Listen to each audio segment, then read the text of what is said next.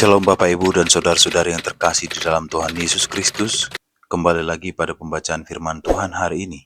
Sebelum kita mendengarkan dan merenungkan kebenaran firman Tuhan hari ini, mari kita berdoa agar Tuhanlah yang menolong kita untuk memahami firman-Nya. Mari kita berdoa.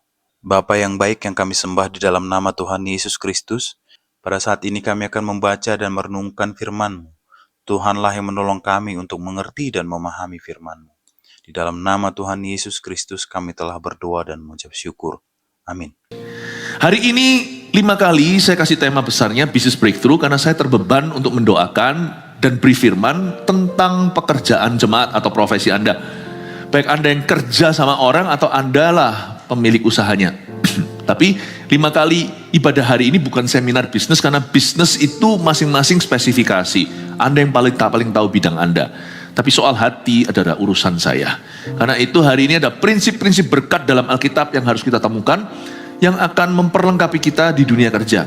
Nah ini bisa berlaku untuk siapa saja dalam bidang manapun.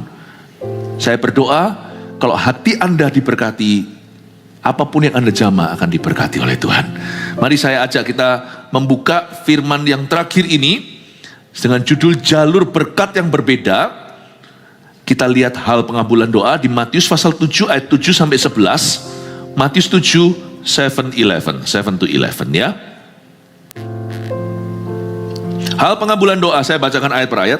Mintalah maka akan diberikan kepadamu. Carilah maka kamu akan mendapat. Ketoklah maka pintu akan dibukakan bagimu. Karena setiap orang yang meminta menerima, dan setiap orang yang mencari mendapat, dan setiap orang yang mengetok baginya pintu dibukakan. Adakah seorang daripadamu yang memberi batu kepada anaknya jika ia minta roti? Atau memberi ular jika ia meminta ikan? Jadi jika kamu yang jahat tahu memberi pemberian yang baik kepada anak-anakmu, apalagi Bapamu yang di sorga, Ia akan memberikan yang baik kepada mereka yang meminta kepadanya. Jalur berkat yang berbeda, nanti saya akan tunjukkan ada 3 jalur itu yang beda-beda. Sebenarnya berkat tidak terlalu jauh. Berkat itu sudah ada di rumah atau ada di dalam diri kita. Tuhan sudah menaruhnya. Hanya kita harus mengerti bagaimana cara menghampirinya. Setiap berkat itu ada beda cara penanganannya. Ada berkat simpelnya yang diminta, ada berkat yang dicari, ada berkat yang diketok. Nah seringkali kita salah kaprah. Dimana kita seharusnya humble enough, cukup rendah hati, just to ask, hanya untuk meminta. Kita buat sulit, putar-putar dulu di padang gurun. Padahal minta saja beres loh. Padahal beres. Ada orang itu yang seperti tali kusut emosinya. Padahal sesimpel itu kalau dia mau humble, kalau dia mau rendah hati, kalau dia mau buang gengsi, bisa loh. Ada berkat yang harus dicari. Anda meminta sampai lidah bibirnya cacat, percuma. Karena sudah ada, tinggal Anda minta hikmat untuk menemukannya. Discovery is the key. Kuncinya adalah menemukan itu. Karena dikatakan di sini setiap orang yang mencari pasti mendapat. Tapi ada berkat yang gak bisa sekali minta. Dicari saja sekali-kali lalu menyerah juga gak akan terima. Ada berkat yang memang harus bayar harga. Ada berkat yang harus diketok dulu baru dibuka. Kita lihat dulu ayat pertama, ayat 7. Mintalah maka akan diberikan kepadamu. Katakan mintalah. You see, ada hal-hal tertentu yang Anda tidak bisa usahakan. Itu kasih karunia. Kita sebagai orang Kristen itu kadang-kadang kedagingan kita itu tebal. Kedagingan maksudnya manusia daging, manusia lahiriah kita itu rasanya kalau masa kan dikasih gitu aja sama Tuhan? Gak bisa lah. Kita harus pikul salib lah, bla bla bla. Ada tempatnya. Tapi ada berkat dan mujizat. It's simply for the asking bahasa Inggrisnya. Cukup kalau Anda mau berdoa, kalutnya pikiran itu tinggalkan sebentar, luruskan akal budi. Cukup humble enough berkata Tuhan, tapi hatinya itu jangan melawan. Baru ngomong Tuhan sudah, kalau nggak dapat gimana? Kalau nggak didengar gimana? Kalau ternyata doaku ini adalah keinginanku sendiri gimana? Kalau ternyata bukan kehendak Tuhan gimana? Waduh, mau ngomong satu kalimat doa aja, sudah rasanya ada 1001 panah. Gak usah dari luar, dari dalam diri kita. Jangan gitu. Make it simple. Cukup datang datang ke kaki Tuhan, baik itu saat teduh pribadi atau waktu kita bersama seperti ini, Tuhan itu dengar doa kita di hati. Apa susahnya kita cukup hanya berkata, Tuhan, tolong aku di area ini, aku butuh ini. Dalam nama Yesus, Anda akan terkejut. Tuhan itu tidak seperti yang seringkali kita bayangkan, dia itu selalu lambat karena waktunya bukan waktuku. Waktu Tuhan bukan waktu kita itu juga bisa lebih cepat loh. Saya kasih contoh. Bahkan saya belum minta. Apa yang kita tidak minta, kita belum minta, kita belum pikirkan, Tuhan sudah sediakan. Pernah gak kita alami? Bukan karena saya spesial. Tuhan terhadap anak-anaknya selalu kadang-kadang ada spontanitas-spontanitas yang kita tidak mengerti. Saya pernah ya suatu hari itu kepingin makan ini. Ya, saya suatu hari ini, saya cerita. Saya habis pelayanan di mana saya lupa, hidup saya kan selalu kerumun orang. Jadi kadang-kadang bukan karena tidak punya uang bisa beli sesuatu, tapi gak punya waktu. Kadang-kadang keinginan saya itu konyol sekali. Saya tuh kepingin, saya gak bisa cerita, ini sudah lewat gak apa-apa, saya gak minta. Kalau saya ngomong ceritain orang kepingin apa, itu kadang-kadang bisa memancing untuk diberi. Permintaan serius saya gak akan beritahu Anda. Saya kalau minta itu sama Tuhan. Kalau saya minta sama manusia nanti rule-nya beda, nanti saya jelaskan.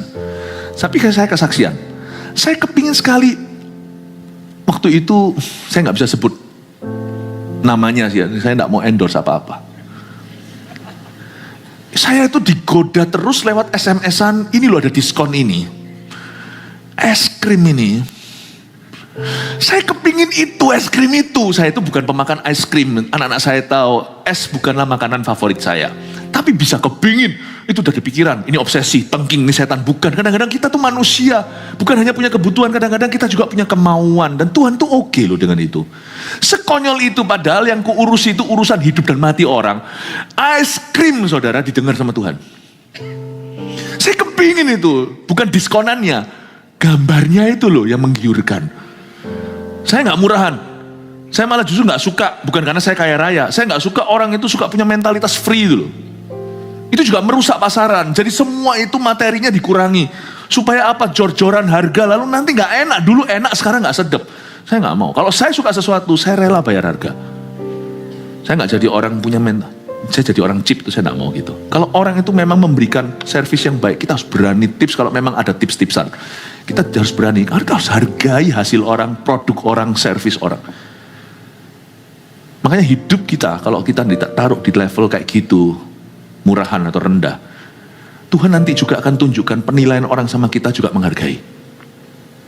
Kita nggak akan pasang harga di sana. Bukan berarti orang yang foya-foya enggak, di mana harus hemat, hematlah. Tetapi kalau kita itu nggak punya mentalitas murahan, gratisan, gratis, bayar nggak? Daud berkata, aku nggak akan kasih Tuhan apa yang tidak kubayar harganya. I will not give God that which cost me nothing. Waktu dia beli tanah dari Arauna. Ini kok jadi melebar ya, padahal tadi ngomong tentang es krim cone aja. Saya pingin tuh, bukan diskonannya, gambarnya lagi muncul lagi, menantang ini. Saya kepingin ini. Suatu hari saya masih di sini, lalu habis itu ada ketemu sama kalian ini di bawah.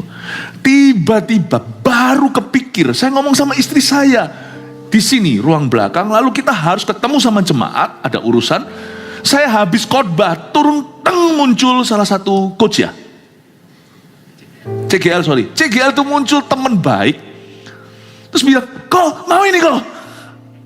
Baru ngomong sama istri saya, mau. Saya nggak mau karena saya itu selalu spontan kalau ditawari kebaikan, kalau itu tidak berguna untuk orang lain, saya pasti tolak. Saya itu orangnya kalau tahu itu untuk saya, hanya untuk kenikmatan, bukan ada hubungan sama misi untuk orang sekalian, saya pasti berkata no dulu. Tapi istriku tahu, barusan tak beritahu saya pengen itu. Istri saya berkata, enggak. Istri saya juga nggak mauan. Tapi hari itu dia tahu, itu momenku. Dia bawa kon gini, makan, kau mau kok? Saya bilang, nggak usah, terima kasih. Dalam hati, aduh ya itu yang aku pengen. Itu nggak seberapa, itu uang kecil gitu loh maksudnya. Terus tiba-tiba istri saya berkata, oh iya itu dari tadi Ko Philip ngomong soal itu. Lah, saya mau tendang dia, nggak boleh tendang wanita ya kan. Tapi istri saya berkata, nggak apa-apa. Oke, nggak apa-apa, jangan gengsi. Karena istri saya tahu itu nggak seberapa. Itu nggak akan merugikan orang. Oke, beli. Akhirnya beli itu. Lalu kita rebutan bayar, nggak tahu siapa yang menang hari itu. Akhirnya saya bayangin, baru 5 menit lalu, saya mikirkan es krim itu. Saya nggak minta sama Tuhan, ngapain kita sambil berlutut, Tuhan beriku es krim. Doa semurahan itu nggak usah lah ya. Tidak perlu doa. Kemauan aja, Tuhan anggap itu permintaan, Tuhan langsung kabulkan. Saya hari itu belajar, bukan es krimnya. Saya yang sudah selama ini jadi guru agama ceritanya, mengajari kerohanian. Kadang-kadang saya itu terlalu serius dengan Tuhan dan menjabarkan Tuhan begitu seriusnya.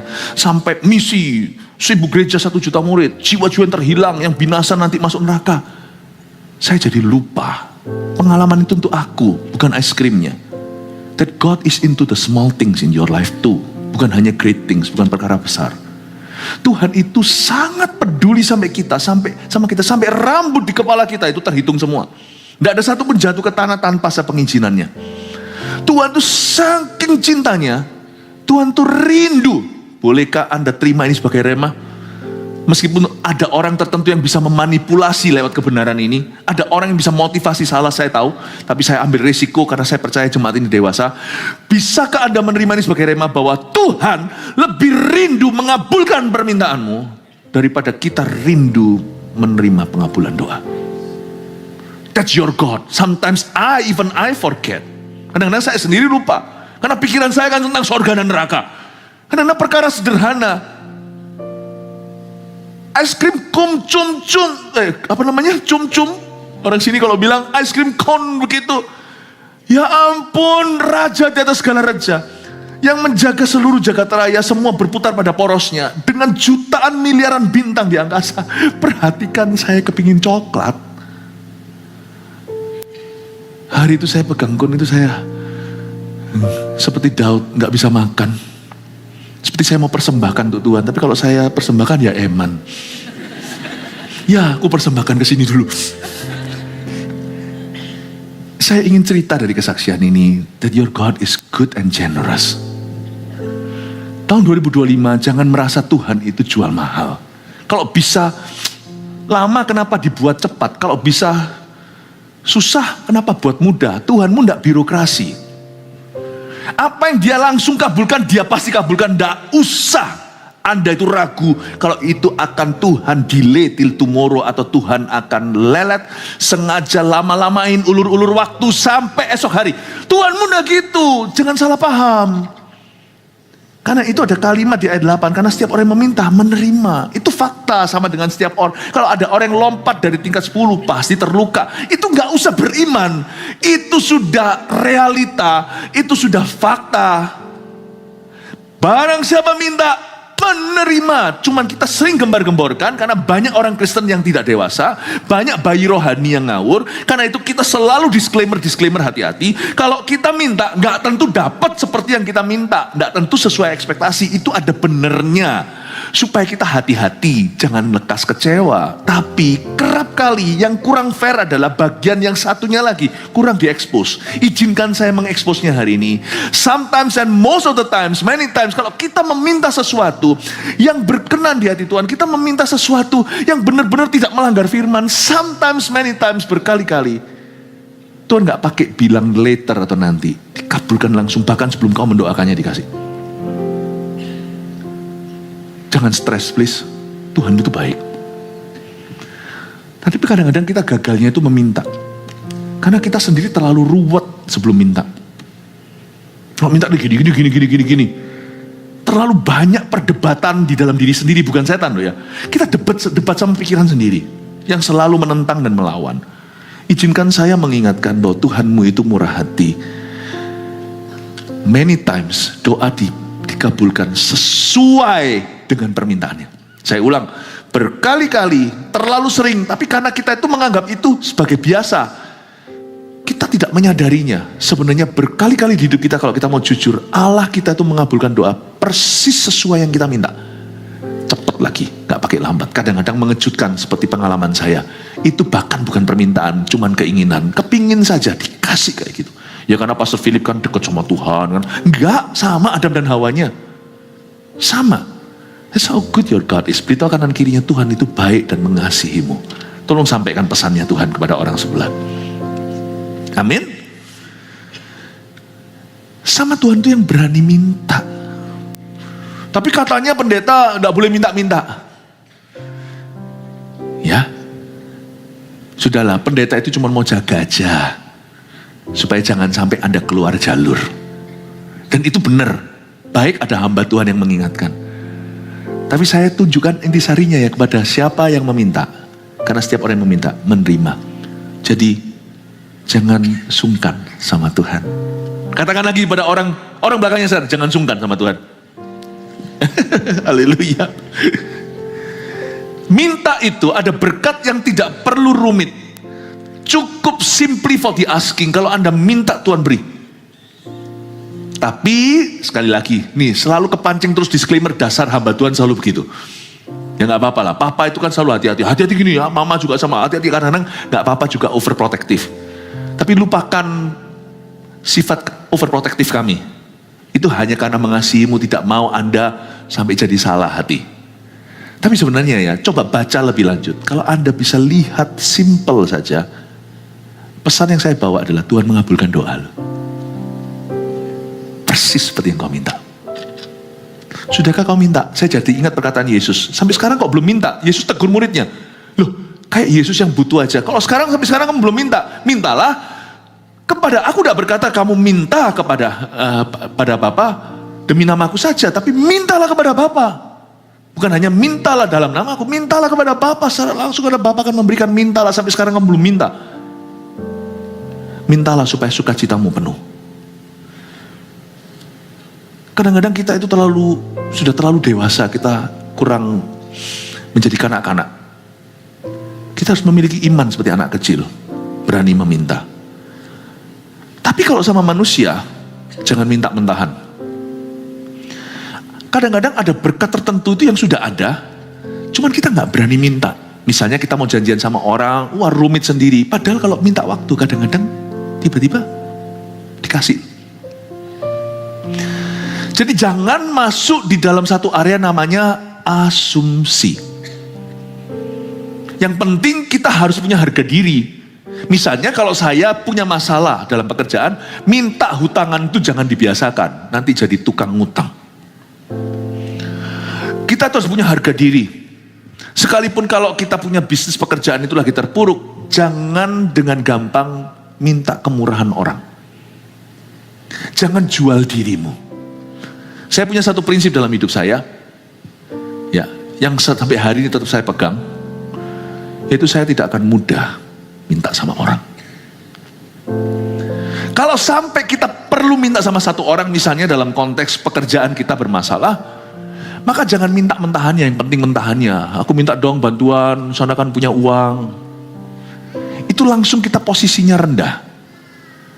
Kalau Anda minta sama manusia, mintalah kesempatan. Mintalah kesempatan. Bukan misalnya, saya tidak minta pinjaman, saya tidak minta uang. Tapi saya punya dagangan, mungkin ini itu, saya punya dagangan, saya bisa nggak kok ini kan bergerak di ini, kasih saya kesempatan untuk bisa menjual produk saya. Ada sesuatu timbal balik yang Anda beri. Jangan pernah kita sebagai orang Kristen itu gampangin orang. Gampang suruh orang minta tolong sama orang, gampang suruh orang berbuat sesuatu, doing a favor for us, atau melakukan sesuatu untuk kita. Tolong ya, sana bisa bantu saya gini. Jangan mudah, karena anak-anak Tuhan itu semuanya royalitas. Anak-anak Tuhan semuanya royalty, anak-anak Tuhan itu semua bangsawan. Jangan gampang minta pertolongan sama orang. The other day, kemarin barusan, pulang potong rambut. Wah, jadi tahu rambut saya potong. Saya sama istri saya nyetir sendiri. Waktu saya nyetir sendiri, lalu tiba-tiba tergerak ada satu bapak-bapak di stop-stopan itu ya. Ini bukan orang minta-minta ya. Dia jualan, ada dagangannya. Dia jual apa gitu, dia jualan apa. Udah tua. Istri saya nggak bilang, nih kasihkan orang, kasih bapak itu. Udah nggak usah tahu nominalnya, kasih. Saya turunkan, Pak. Ini sudah mau hijau nih. Pak, dia datang dari jauh. Saya kasih uang, Tuhan berkati. Dia pergi baru sadar, oh iya dia jualan, dia balik loh itu sebelum hijau. Dia seperti ketok saya, kayak ketok ini kaca, seperti itu dan berkata, loh gak mau ini tah? Saya bangga. Dia tidak pernah matanya pada mentahan. Seorang pedagang, cuman dia belum punya kesempatan. Dia pedagang kaki lima lah ceritanya di jalanan, tapi dia tidak ngemis seperti anak-anak yang jauh lebih muda. Ini orang tua banget, bapak-bapak. Dan dia ke situ memberikan satu jasa atau memberikan satu produk sebagai timbal balik. Akan ada timbal balik. Sana kasih saya uang, saya kasih Anda sesuatu yang Anda mau, yang butuhkan atau inginkan. Entah itu mainan, entah itu tisu, entah itu apa. Saya tidak tahu apakah legal ya di jalanan gitu. Tapi saya nggak tahu, saya nggak peduli, saya nggak usah mikir terlalu jauh. Saya kasih orang itu uang karena istri saya langsung sodorkan uang itu, kasih. Oke, kasih. Ya, nurut sama istri, happy wife, happy life. Istri saya itu suka memberi orangnya. Saya belajar dari dia. Nah, waktu saya kasihkan gitu itu, orang itu nggak mau terima mentahan.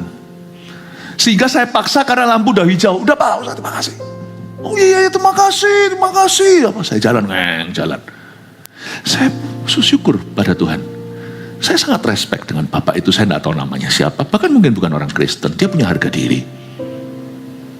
Kalau kita minta sama manusia, beda sama minta sama Allah. Karena di hadapan Tuhan, kita itu hancur hati. Di hadapan manusia, kita itu witness atau kita itu saksi Kristus. Jaga wibawa. Jangan gampang suruh orang lakukan sesuatu untuk kita. Jangan gampang. Sesuatu harus ada sesuatu yang Anda kembalikan. Apa kayak sesuatu? Kalau kita memang minta bantuan, mintalah dalam bentuk kesempatan, sesuatu yang merupakan talentamu, persembahkan. Kasih aku kesempatan, aku tidak mau Anda merugi, saya tidak mau Anda bantu saya sia-sia. Aku harus tunjukkan gratitude atau rasa syukurku, aku harus tetap bisa memikirkan what's plus for you, apa nilai lebihnya untuk Anda. Orang seperti itu jalur berkat, pahami. Ada suatu kali kita mengadakan suatu acara amal. Saya nggak perlu cerita yang mana. Waktu amal itu kan saya datang diantaranya. Pelayanan kami itu kan diverse ya, luas, bukan hanya di gedung gereja. Cuman kita itu tidak semua bisa diliput pelayanan. Kalau diliput, dibilang pencitraan nanti. Pelayanan kami itu dari Sabang sampai Merauke bukan geografi. Dari tangga masyarakat yang paling sini sampai paling atas itu kami kena semua. Kami dikasih Tuhan kemampuan untuk bicara ke orang hulu ke hilir di dalam anak tangga in society. Suatu hari waktu saya layani gini, semuanya itu dikasih for free. Saya masih ingat.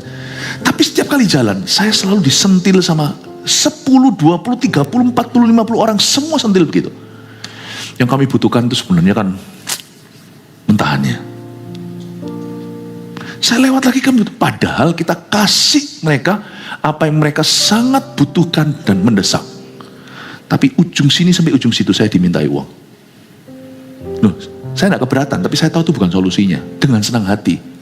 Tapi puji Tuhan, apa yang kita bantu dan dukung, semuanya itu masuk ke kas yang jelas.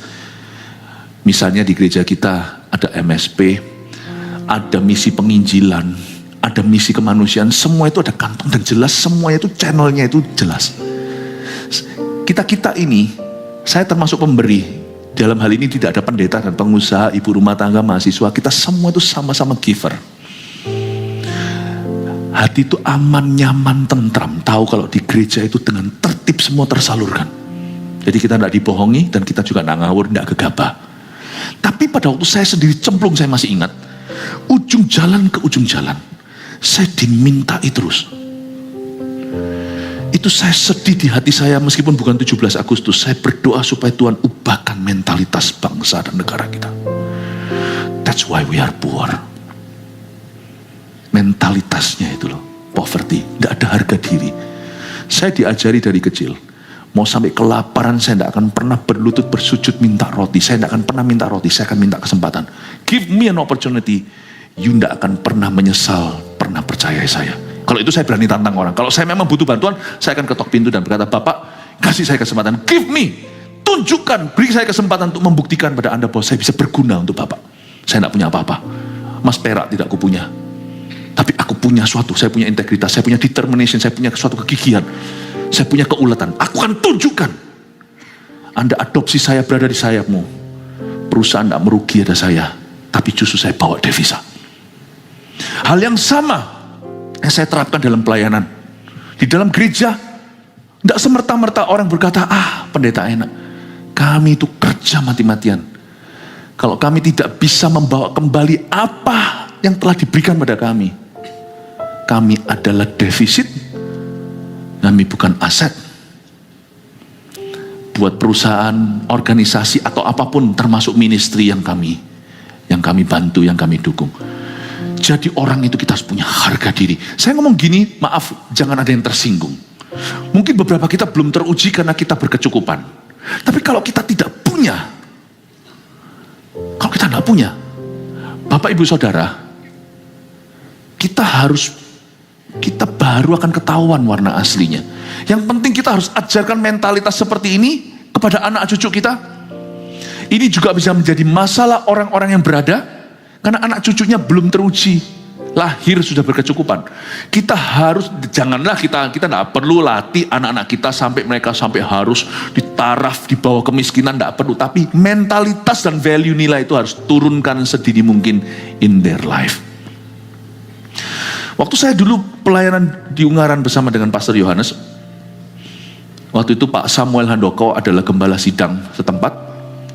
Saya bawa uang dari Kanada karena itu liburan saya. Dari uang saku saya yang saya disiplin sendiri untuk untuk saya tabung, itu saya bawa karena waktu itu ayah saya bukan orang Kristen, belum. Beliau tahu akhirnya saya sekolah pendeta. Saya tidak mungkin berkata, mau sekolah pendeta, Tuhanku akan jaga. Saya punya gengsi seperti Nehemia. Dia sudah gembar-gembor cerita tentang Tuhannya, lalu minta tentara serdadu untuk lindungi dia sampai kembali ke Yerusalem. Kan dia malu, dia memilih untuk puasa, dia beritahu. Karena aku sudah kesaksian di hadapan raja, masa sekarang minta bantuan raja yang bukan anak Tuhan. Saya tidak pernah ngomong sama papa saya. Tapi ya saya tabung, saya sudah punya budgetnya tiap minggu, berapa saya kasih pesepuluhan. Saya akan minta karena itu bagian saya sebagai anak, tapi saya sebagai pendeta, cikal bakal pendeta sedang dalam proses Tuhan, saya tidak boleh minta ekstra sekalipun papa saya berkecukupan. Saya tidak boleh gampangkan bahkan orang tua saya. Mama saya lain cerita karena ibu saya orang Kristen dari dulu, papa saya bukan. Saya tidak boleh karena saya harus perhatikan imannya. Banyak orang-orang Kristen menjadi batu sandungan buat orang non-Kristen soal uang. Ini tidak akan jadi batu sandungan, tapi saya terlalu gengsi saya, menurut saya itu ada hubungan dengan kemuliaan Tuhan. Tuhan yang kasih saya job ini, Tuhan pasti bertanggung jawab. Uang saya ada, saya sudah berbesar hati. 3 bulan di Ungaran, lalu saya kembali ke Vancouver, Kanada. Cukup ini, karena saya sudah bawa dari dolar, ya kan? Saya bawa. Tahu nggak? Saya tinggal satu ruangan dengan orang-orang, dengan teman-teman yang sekolah teologi ya, bayangkan. Ingat nggak? Uangku dicuri habis, tinggal sisa sedikit. Sedangkan waktu saya di Ungaran masih sisa 2 bulan. Makan apa gua? Gak pernah dalam hidup saya mobil ada banyak, rumah besar. Saya gak ngomong ini asal bunyi. Kamar saya ada jacuzzinya, ada sauna, dua-dua ada di kamar mandiku.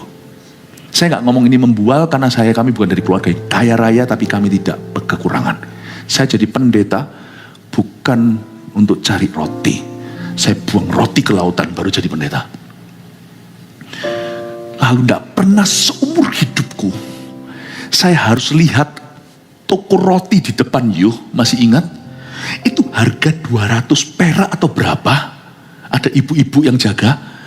Itu saya harus budgeting dulu. Kalau aku makan sekarang 200 perak, karena dicuri uang saya di asrama itu. Uangku tinggal sedikit, tapi pencurinya itu baik hati. Dia sisakan sedikit untuk roti. Dia gak ambil ludes, kayak rasanya itu pencurinya Kristen. Gak pernah dalam hidup saya harus nunggu. Padahal kalau saya bel papa saya, dana langsung tiba. Tapi saya terlalu gengsi untuk minta sesuatu yang bukan di juridiksinya. Karena ini latihan iman Tuhan. Tuhan untuk saya. Karena ini panggilan jadi pendeta sudah bukan saya sebagai anak. Saya harus lepas. Saya masih ingat kok waktu itu terbang naik pesawat zaman dulu, saya tidak sebut brandnya, tidak sebut nama airline-nya. Zaman dulu, sekarang sudah ada pesawat itu. Ini selalu ada yang namanya sandiwara. Saya kira nanti ada drama kreatif ministry, bukan yang disebut sandiwara itu lotre. Jadi suatu hari waktu saya punya boarding pass itu sudah sampai pergi ke Jawa Tengah. Ya, kadang-kadang saya tidak naik karena percaya diri kan, tidak masalah terbang terus. Karena uang saya dolar kan. Tapi waktu setelah dicuri terbang lagi. Pulangnya pakai apa? Tiba-tiba pada waktu ada sandiwara, itu artinya nanti ada tiket kembalinya itu free. Saya kasih boarding pass ke pramugari. Dia bilang, nanti Pak, nanti Mas, masih nanti, ini belum dibacakan. Sudahlah, Anda bawa aja Mbak. Ini orang lihatin saya seperti Anda itu waras. Bawa aja daripada 2 kali jalan. Loh, Mas enggak tentu menang. Loh, bawa aja. Nomor saya yang disebut. Saya bolak-balik naik pesawat itu begitu dulu. Dapat yang namanya sandiwara, saya dapat kembalinya. Tuhan itu pelihara. Jadi kali ini waktu uangku dicuri, saya naik bandingnya ke Tuhan. Gak pernah dalam hidup saya lihat roti 200 rupiah. Rupiah loh, zaman itu 30 tahunan. Saya mikir 7 kali. 200 perak. Karena kalau saya hitung masih 2 bulan. Nanti sebulan terakhir saya kelaparan. Kalau saya mau jajan makan, tidak ada uang. Lalu saya berlutut sama Tuhan. Saya berkata, Tuhan, aku minta sama Tuhan. Aku minta Tuhan kirimkan uang. Karena Tuhan tahu meskipun aku hamba Tuhan, aku sering puasa, tapi aku ini juga masih pertumbuhan. Aku ini masih lapar Tuhan. Makanku banyak, gak berat, percaya. Undang saya, Anda akan tahu makan saya seberapa. Jangan undang saya. Nanti rebutan bayar sama saya. Saya berkata, Tuhan, tiba-tiba ada kerabat datang lewat. Zaman belum ada tol, bisa mampir di Jawa Tengah. Kerabat itu bukan orang Kristen, malah justru agama lain. Tiba-tiba berasa, ini untuk kamu. Saudara papa saya. Ya ampun Tuhan. Akhirnya saya tertegur. Lain kali aku gak mau minta gini, wis aku beranikan diri minta sama papa. Daripada nanti om yang datang, toh sama saja. You know, God must teach me humble. Kadang-kadang kita itu terlalu gengsi. Tuhan ajari saya. Tapi waktu saya doa, keesokan hari beliau datang. Uang saya cuma sisa puluhan ribu rupiah, masih ada 3 bulan. Anda tidak pernah dengar yang gini kan? Anda kira saya pelayanan langsung begini kan? Anda tidak tahu tren-trenan saya. Ayat ini sekarang jadi pengajaran, dulu jadi pegangan saya. Kalau enggak gitu, saya lapar, makan saya banyak, besok makan apa? Saya ingin Anda untuk mengerti sesuatu bahwa minta itu adalah jalur komunikasi dengan Tuhan. It's okay, you know. Tapi puji Tuhan, Tuhan itu baik sekali. Saya seharusnya enggak mau cerita ini, jadi Anda tahu banyak nih. Tapi enggak apa-apa ya, jaga rahasia saya ya. Mintalah maka akan diberikan kepadamu, carilah maka kamu akan mendapat, ketoklah maka pintu akan dibukakan bagimu. Coba lihat sekarang kata carilah, coba katakan carilah.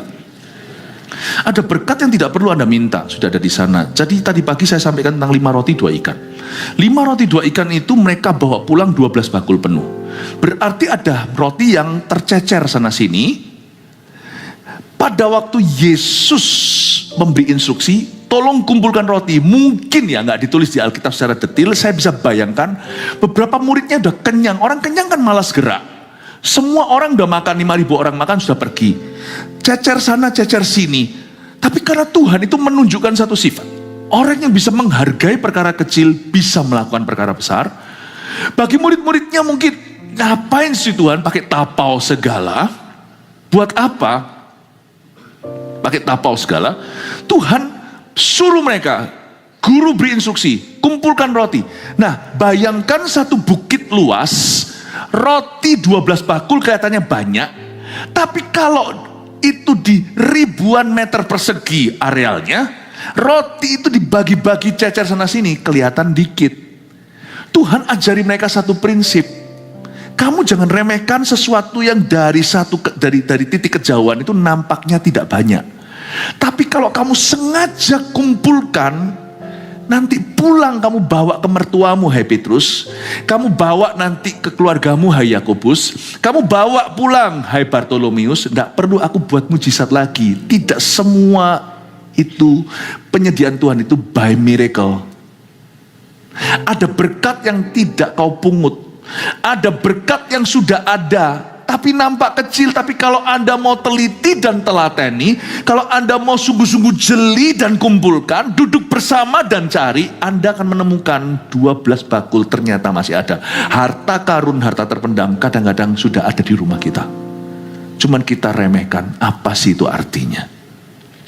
Elisa membuat minyak mengalir dari buli-buli. Dia bilang sama janda itu, ada apa di rumahmu? Tidak ada sesuatu. Aku hanya punya satu gentong, yaitu, dia berkata, kalau kamu bisa melihat gentong itu sebagai berkat, kamu cari dulu di rumahmu, dari situ permulaan minyak pertama mengalir. Bapak, ibu, saudara, ada berkat yang tidak usah kita minta. Kadang-kadang kita minta mujizat, miracle, padahal Tuhan ngomong begini, coba noleh ke rumahmu, atau lihat ke sekelilingmu. Sudah ada, mungkin ketika 5.000 orang makan, siapa tahu rasul-rasul belum kenyang misalnya. Atau mereka masih mikirkan hari itu Petrus kan tidak bisa jadi nelayan karena dia harus pelayanan. Siapa yang bawa pulang ke rumah, zaman belum ada kulkas, pasti mereka harus bawa roti yang fresh, grass. Petrus minimal yang punya mertua berarti punya istri. Dia tidak bisa pulang bawa roti. Mungkin di dalam hatinya, Tuhan, aku minta. Waktu dia berkata, mungkin ya, siapa tahu, ini saya spekulasi, ini imajinasi. Mungkin aja dia berkata, Tuhan, boleh nggak Tuhan buat miracle lagi, kasih satu roti, beberapa roti lah aku bungkusin bawa pulang untuk mertua yang tua. Tuhan bilang, oh nggak usah, kali ini aku nggak mau buat mujizat. Petrus kecewa, enggak, bukan. Kamu lihat, apa Tuhan, itu kamu pungut, itu kamu pungut, itu kamu pungut. Itu sama orang ditaruh di sapu tangannya, itu taruh di ini, itu kamu pungut. Tuhan, itu sedikit, hanyalah remah-remah roti. Enggak, Tuhan bilang, coba kamu lihat yang saya lihat. Ya Tuhan, kamu pungut satu-satu, coba nanti kamu lapor ke saya sisa berapa. Datang 12 bakul penuh.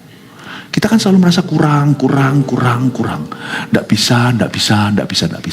Ada berkat yang Tuhan tidak akan berikan lagi, tidak akan Tuhan membuat mujizat lagi. Ada berkat yang sudah kececeran di hidup Anda kumpulkan. Bukan tentang money melulu, tidak tentu tentang duit atau uang saja. Tetapi akan ada berkat yang Tuhan yang sudah taruh di hidupmu, tapi selama ini tidak pernah kau anggap menjadi sesuatu di dalam hidup Anda. Mungkin pekerjaan lagi susah, misalnya seseorang baru di PHK, tapi kalau Anda mau jeli melihat, mungkin ada talenta tertentu, ada orang bisa masak, ada orang bisa ini itu, nanti akan muncul industri baru. Ternyata kita minta berkat yang besar, Tuhan sudah sediakan recehan yang kita anggap remeh, tapi waktu kita kumpulkan jadi sesuatu yang menghidupi. Berarti tidak ada kata game over dalam Tuhan. Hari itu murid-murid tidak mengalami mujizat lagi. Ada berkat yang datang by miracle.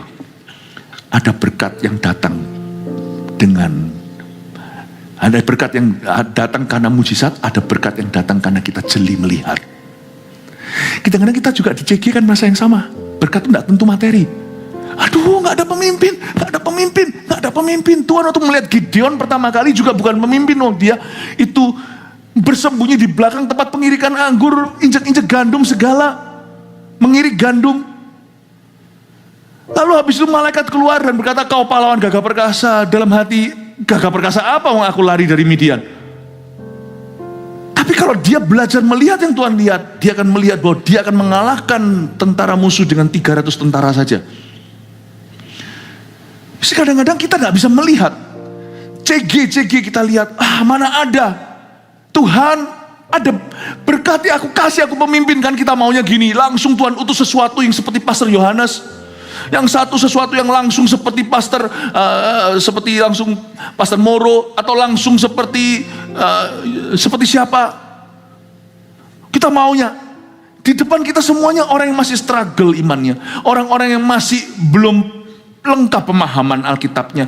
Aduh Tuhan bilang, kamu jangan minta pemimpin. Kamu lihat ke dalam.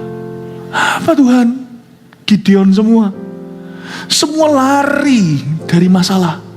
Tuhan bilang, coba kalau kamu lihat ini, Dan kamu bisa temukan jiwa kepemimpinan mereka. Dan dengan kuasa Roh Kudus melalui hidupmu, kamu layani mereka. Mereka jadi pemimpinmu yang luar biasa.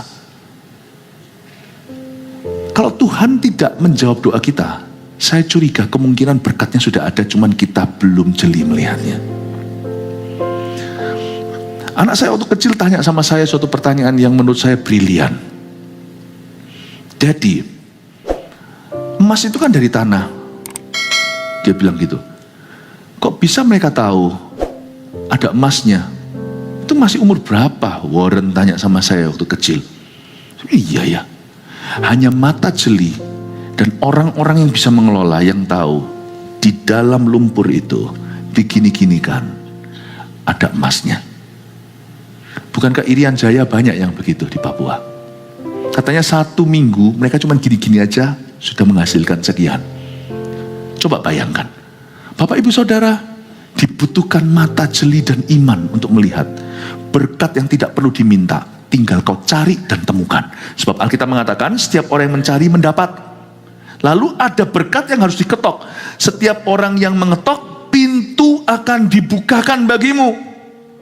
Jadi ada berkat yang Tuhan berikan, jalur ketiga adalah berkat yang tidak akan tiba sebelum Anda bayar harga cukup untuknya.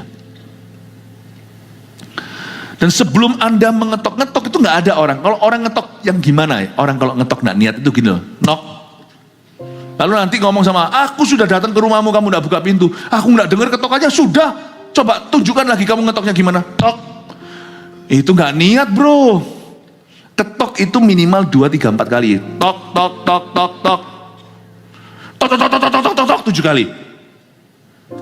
Ada berkat yang memang terasa lamban, datangnya itu kok enggak tiba-tiba. Anda udah doa minta-minta, enggak. Tapi kalau Anda tekun, ada berkat yang akan diberikan lewat ketekunan. Bahkan lewat puluhan tahun. Kalau saya lihat dokter misalnya, ponakan saya adalah seorang dokter. Itu kerjanya, makanya saya berkata, orang mau jadi dokter itu juga panggilan. Udah sekolah lagi, udah sekolah gini, masih praktek lagi, masih gini untuk sampai license, sampai dapat izin praktek itu, aduh susahnya. Jadi pendeta juga sama loh. Wah, yang benar, yang tulen, bukan cuman karbitan itu selalu udah gampang. You see, kadang-kadang lewat belajar, karena itu anak-anak muda di tempat ini jangan kau remehkan. Karir itu dimulai dari bangku sekolah.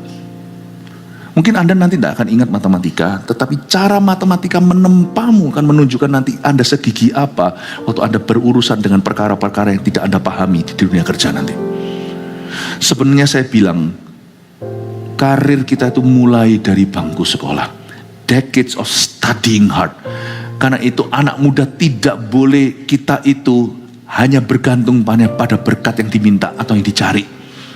Anda harus tekun di berkat jalur ketiga. Anda harus jadi pengetok-pengetok yang dahsyat dalam kerajaan Allah. Decades atau puluhan tahun studying, itu ternyata Tuhan hitung dan perhitungkan. Bapak Ibu Saudara, ada pintu berkat yang tak akan terbuka sebelum Anda tahunan mengetok. Jadi menurut saya, ada berkat per hari ini dalam hidupmu, baik itu pernikahan, terutama pekerjaan Anda, yang nanti Tuhan berikan 10 tahun dari sekarang. Jadi itu bukan tidak masuk dalam visinya 2025 untuk hidupmu. Tapi jalani 2025 dengan tekun. Ada berkat tertentu yang akan Tuhan berikan nanti pada waktu tahun 2035 di hidupmu. Tapi kalau Anda dan saya bolong, bolos, dan malas, itu tidak akan nyampe kalau ketokan kita tidak niat. Kalau kita ketok meskipun banyak, tapi kalau putus-putus, tok-tok lalu lari, makan bakso dulu, tok-tok minum es teler dulu, tok-tok sekalipun ada ketok ratusan kali, tetap gak mempan karena Anda tidak konsisten. Ada berkat yang diberikan hanya lewat ketokan yang konsisten terus, dan itu bisa hitungannya tahun. Jadi saya itu tiap tahun, meskipun masuk tahun itu dengan visi baru, saya itu juga punya pandangan jauh. Bahwa saya curiga kalau Tuhan izinkan kita semua hidup selama itu, they are blessing God is reserving for me. Tuhan sedang RSVP berkat itu untuk hidup saya, untuk anak-anak, untuk keluarga saya, untuk gereja ini 5 tahun ke depan. Ada berkat yang Tuhan sudah siapkan untuk 2030 untuk kita. Dan sekarang ini yang kita jalani adalah puzzle-puzzle kecilnya. Itulah sebabnya orang pacaran harus punya visi ini. Tidak boleh orang pacaran, saya ajarin pada anak-anak muda, nggak boleh kita hanya mikirkan cuma pacaran doang. Masa seserius itu? Iya, pacarannya nanti waktu kita ketemu nggak usah serius, nggak apa-apa, tapi visimu harus serius, karena hidupmu bukan lelucon. Masa depanmu itu bukan joke, bukan sebuah joke. Kalau kita pacaran, anak-anak muda, itu harus mikirnya ke depan. Saya dari sejak umur 18 terima Tuhan, sudah diajari sama Roh Kudus. Pikiran saya adalah pernikahan. Jadi saya bukan cari pacar, saya cari istri. Dari sejak saya bertobat, saya langsung punya pandangan yang beda. Aku cari istri, bukan cari pacar. Kalau cari pacar, bisa keliling dating. Kalau cari istri, saya harus berdoa dan serius dan libatkan orang-orang yang bertanggung jawab di hidup saya, seperti orang tua saya, gembala saya. Dan saya pikiran, waktu pacaran, saya itu sedang mempersiapkan rumah tangga. Belum kenal anak, wong saya sendiri masih bocah, waktu saya sendiri masih usianya remaja. Tapi saya sudah mikir, suatu hari, I will have children. Dan saya tidak mau anakku membalas aku. Prinsip saya itu lugu. Aku tidak mau anakku yang kutabur yang salah, nanti aku tua yang salah pula, nanti suatu hari anak saya balas saya. No. Aku harus punya otoritas berkata sama anak saya, don't sleep around. Aku harus punya otoritas berkata sama mereka, pacaran harus kudus. Karena itu sekarang juga waktu aku pacaran, waktu ketemu tidak usah serius. Kalau serius terus, oh haleluya, karena nanti jadi bosan. Pacaran itu juga makan, nonton dan sebagainya. Tapi dengan visi yang menjagai bahwa nanti suatu hari, kemungkinan besar aku akan punya anak sama orang ini. Dan aku tidak mau pada saat itu aku sesali perbuatanku hari ini. I will not do anything that I could be sorry. Suatu hari. Ada berkat yang hanya didapat kalau kita ngetok dengan benar. Ada berkat yang harus punya pikiran jauh. Ada berkat-berkat itu jangan selalu semua itu short term atau jangka pendek. Amin? Oke, sedikit lagi, lalu saya selesai. Ayat 9 aja, lalu saya selesai. Adakah seorang daripadamu yang memberi batu kepada anaknya jika ia meminta roti? Di sini ada hikmat di balik setiap kata tidak dari Bapa. Kalau Anda tahu ada yang namanya blessing in disguise atau yang namanya berkat terselubung, juga ada kutuk terselubung. Kalau semua doa kita dijawab ya sama Tuhan, kita bisa celaka loh. Saya hari ini kalau review kembali, makanya itu jangan lupa doamu sendiri. Jadi orang itu tidak boleh latah, tidak boleh pelintan. Jadi orang itu tidak boleh asal-asalan sama Tuhan. Tuhan itu akan melihat rekod kita, apakah kita itu asal-asalan berdoa atau sungguhan. Misalnya asal-asalan berdoa gimana? Siapa di antara kita termasuk saya? Kalau doa makan lah bisa ditoleransi lah. Kita sudah doa makan lalu habis itu doa lagi, siapa ayo? Gak pernah ya, mungkin saya aja. Saya kadang-kadang gitu loh. Udah doa lagi. Loh tadi kan sudah doa. Pernah gitu gak? Ada gak? Atau cuma saya yang orang aneh? Oke ada ya. Kalau doa makan is oke sih. Tapi kalau doa untuk kehidupannya jangan begitu. Saya belajar saya hari ini ingat hampir semua doa saya. Hampir semua. Satu hal yang saya tidak akan lupakan adalah komunikasi saya dengan Tuhan. Kalau Anda mau lupa ini itu, monggo silakan. Lupa movie, lupa apa, gak apa-apa. Tapi doamu sendiri jangan kau lupakan. Karena itu menunjukkan keseriusanmu. Lain kali Anda berdoa ada kredibilitas, ada kepercayaan dari Tuhan. Kalau enggak, Tuhan percaya pun Anda enggak percaya diri. Lain kali doa, aku ya gini. No. Salah satu the worst respect you could lose, atau suatu respect yang Anda bisa hilang, yang terburuk bisa terjadi adalah Anda bisa hilang respect terhadap diri sendiri. Saya enggak pernah akan disrespect kerohanian saya. Karena saya tahu hidupku bergantung dari itu. Listen to me. Saya ingat semua doa saya. Nah hari ini kalau saya review, untung loh. Ada sebagian doa saya itu dijawab tidak sama Tuhan. Sekarang saya ngerti. Sekarang saya ngerti. Karena dulu saya kira kalau Tuhan jawab ya, saya dapat roti. Tapi Tuhan yang maha tahu, dia mengetahui. Kalau sampai dia jawab yes hari itu, yang kukira roti, kuterima kalajengking. Untung Tuhan tidak jawab kepada seseorang yang minta jodoh orang itu. Kalau Tuhan jawab, kelihatannya Tuhan baik, kasih Anda jodoh, idaman Anda maunya yang begitu. Justru dikasih batu, ujungnya Anda kecentok sama batu itu bisa cerai sama orang itu. Untung tidak semua yang kita mau Tuhan berikan, karena Tuhan tahu itu buruk untuk kita. Hari ini kalau saya lihat jalan hidup saya menoleh ke belakang dan review. Penting untuk review. Masa review bagi saya paling kaya itu nanti Anda bisa lakukan tahun ini, yaitu di penghujung tahun. Anda review. Baiknya setiap jemaat supaya tahun ini lebih teratur adalah Anda punya agenda pribadi, baik itu elektronik, baik itu, saya suka yang fisik, jadi saya bisa menata tahu apa yang saya lakukan bulan per bulan, minggu per minggu. Mungkin Anda tidak sesibuk itu, tapi sebelum Anda organize, sebelum Anda bisa manage waktumu, Anda juga tidak akan pernah sibuk, karena Tuhan tidak akan memakaimu. Ketika Anda mulai menghargai waktumu, ketika Anda mulai menata hidupmu, jadwal-jadwalmu tidak tentu seperti kita pendeta jadwal khotbah, tapi ada perkara-perkara yang benar, perkara-perkara yang positif, yang membangun, perkara-perkara yang berguna yang Anda lakukan dan Anda rencanakan minggu per minggu, bulan per bulan. Nanti Anda akan lihat tiba-tiba Tuhan tambahkan. Kalau Anda kembangkan talenta itu, yaitu mengatur waktu, nanti Tuhan akan tambahkan kesibukan, bukan hanya sibuk doang, tapi berbuah-buah. Saya biasanya refleksi dan akhir tahun waktu saya review kembali, oh ada doa-doa memang sama Tuhan dijawab, tidak. Dan saya kamsyah, saya berterima kasih. Karena saya ngerti, kalau saya dijawab iya, jalur hidupku sekarang sudah lain. Dan saya rasa tidak sebagus itu. Jangan hanya bersyukur sama Tuhan untuk setiap yes dari dia. Bersyukurlah untuk setiap no. Ini untuk menyeimbangi bahwa Tuhan mengabulkan doa seringkali sesuai aplikasi, sesuai ekspektasi. Tapi ketika Tuhan tidak menjawabnya dengan iya, pada akhirnya Anda mengerti saat itu Anda belum memahami, bersyukurlah bahwa yang kau kira roti kalau diberi itu ternyata batu, ular, dan kalajengking. Untung Tuhan. Untung Tuhan. Untung aku tidak jadi sama orang itu. Untung aku tidak dapat kerjaan itu. Untung aku tidak dapat deal itu. Untung aku tidak dipromosikan. Untung Tuhan. Amin Bapak Ibu Saudara. Itu yang disebut wisdom behind God's nose. Tidaknya Tuhan. Karena kalau kita percaya Tuhan itu baik, ayat 11, jadi jika kamu yang jahat tahu memberi pemberian yang baik pada anakmu, apalagi Bapamu yang di sorga, ia akan memberikan yang baik kepada mereka yang meminta kepadanya.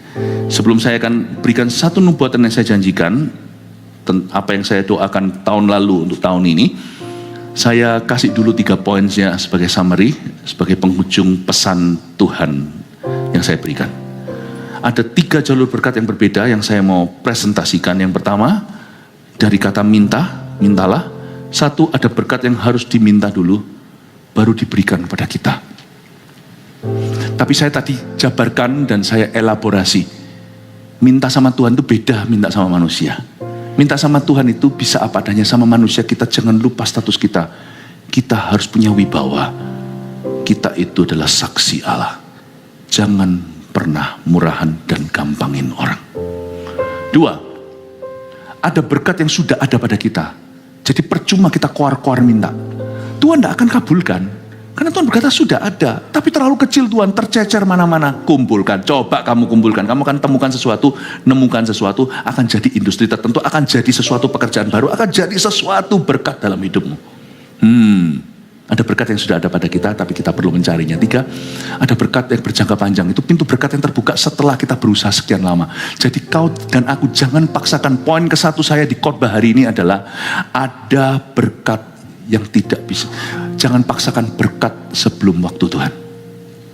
Ada berkat yang baru, bukan berkat saja, pintu berkat terbuka baru setelah kita berusaha sekian lama. Itu berarti berarti juga Anda harus pacaran dengan sungguh-sungguh. Kalau yang di sini masih pacaran, beritahu sama anak-anaknya, beritahu penjelasan ini kalau anaknya tidak hadir malam hari ini. Anda harus sekolah sungguh-sungguh. Tapi nanti aku tidak ingat itu semuanya. Enggak apa-apa. Allah sedang menempa sesuatu dalam hidupmu. Ya? Oke, sudah selesai ini 3, di foto ada 1 nubuatan lalu saya selesai. Saya tahun lalu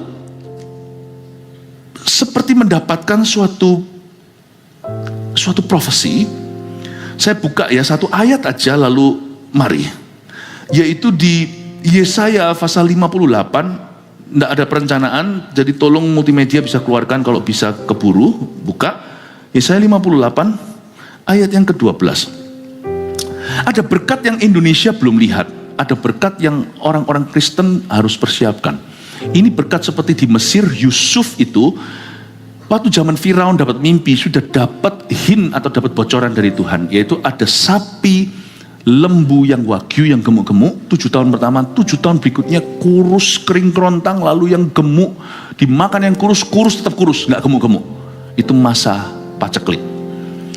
Nah, ada berkat yang nggak diberikan dalam waktu dekat. Tapi kalau kita itu hebat, kalau kita bisa mendengar suara Tuhan, kita akan mempersiapkan diri. Atau kalau bagi kita rasa kita sudah terlalu tua, itu mungkin generasi di bawah kita, yaitu anak cucu kita persiapkan, dan termasuk anak rohani juga bisa. Karena berkat itu selalu bermata dua, selalu ada berkat jasmani, selalu akan hadir juga berkat rohaninya. Tapi saya ingin rindu untuk Anda itu punya visi untuk sekolah anak-anakmu dan cucu-cucu Anda. Kalau Anda adalah grandpa-nya, mungkin Anda yang perlu pengaruhi. Enggak, untuk anak cucu Anda harus peduli. Ada berkat bagi Indonesia yang akan tiba nanti, tapi berkat itu dalam bentuk kesempatan dalam kesempitan, itu terselubung dalam kegagalan. Engkau akan membangun, saya dapat ayat ini melompat, cuman tahun lalu, tanggal 31 saya tidak sempat sebagikan. Mengapa? Karena keburu countdown. Makanya itu tahun ini saya minta waktu saya diperpanjang untuk saya impartasi. Jadi tapi tadi di ibadah sebelum ini tiba-tiba Roh Kudus membuat itu mencuat. Engkau akan membangun reruntuhan yang sudah berabad-abad. Perhatikan ya, pikir company. Ini akan ada reruntuhan yang berabad-abad di Indonesia. Tidak semua company, dan kita tidak doakan. Tapi akan ada banyak yang gulung tikar. Bertahun-tahun kemudian, not now. Dan akan memperbaiki dasar yang diletakkan oleh banyak keturunan. Tidak mengganti fondasi, tapi memperbaiki. Diletakkan oleh banyak keturunan. SDM bermasalah. Bukan karena bisnisnya problema. Engkau akan disebutkan yang memperbaiki tembok yang tembus, terus yang membetulkan jalan supaya tempat itu dapat dihuni. Suruh anak Anda sekolah tinggi-tinggi, tidak harus ke luar negeri. Seperti yang saya katakan tadi, pilih jurusan dulu, miliki visi. Serius dengan hidup ini, silahkan guyonan nanti sehari-hari, tetapi visi hidupmu, tujuan hidupmu, jangan bercanda. Tuhan sudah mau datang. Sekolah yang baik, tinggi-tinggi. Kalau di sini ada papa mama yang pas-pasan, minta berkat, minta sama Tuhan, kasih beasiswa Tuhan, kasih bantuan, Tuhan itu dengarkan. Alright? Dan kalau di sini ada keluarga yang mungkin sama sekali semakin emas perak tidak aku punya, orang kan jalan sendiri dalam nama Tuhan. Anda jangan kaget, tapi Anda harus kasih mentalitas kerajaan Allah bagi putra-putrimu tercinta. Nanti nggak perlu cari-cari pekerjaan. Orang yang pintar seperti Yusuf, 7 lembu wagyu, 7 lembu kelihatan paru-paru, doreminya di tangan Yusuf bisa menjadi kesempatan luar biasa. Bapak ibu saudara, kemudian hari, uji dulu, saya juga tidak tahu pasti, tetapi saya terima ini waktu saya tidak memikirkan apa-apa. Akan banyak berkat akuisisi, dan yang nanti bisa mengakuisisi bisnis-bisnis yang gagal di tanah air, itu adalah anak-anak Tuhan yang jauh hari ngetok dan mempersiapkan diri. Nanti itu ya, akuisisi di tangan orang tertentu tidak jalan, retak, tidak keruan. Di tangannya Yusuf membeli seluruh Mesir. Kasih hikmat, Tuhan kasih hikmat bahwa nanti tahun-tahun ke depan tidak sedikit perusahaan yang tiarap dan gulung tikar. Bukan karena bisnisnya tidak ada, SDM-nya salah, dan lebih tepatnya tak ada perkenanan Allah. Siapkan dirimu, yang muda-mudi terutama, yang masih kecil, siapkan anak-anak Anda, miliki visi. Karena saya menerima satu jelas sekali, nanti Tuhan akan berikan yang namanya berkat akuisisi, take over, dan berhasil. Take over jadi. Nggak usah cari, nggak usah antri. Itu akan menawarkan diri ke pintumu. Kalau Anda smart enough, punya otak Salomo, tapi hati Daud. Saya rasa itu bukan zaman saya. Saya nggak punya kemampuannya di sini. Nggak nyampe saya. Tapi anak-anak sekarang punya. Tapi kalau mereka sudah kena obat bius, ngegin terus, habislah. Kalau papa mamanya memang mau buang anaknya dengan cara silahkan sana, mau buang-buang waktu dengan ini, semua matanya itu seperti sudah orang bengong, kecanduan itu dan ini, matilah generasi. Bonus demografi percuma di Indonesia kalau semua SDM-nya kayak begitu. Anak-anak Tuhan harus jadi garam. Saya nubuatkan 5 tahun, 7 tahun ke depan nanti, Anda akan mulai melihat, Anda akan dengar nama-nama yang belum pernah terdengar secara nasional.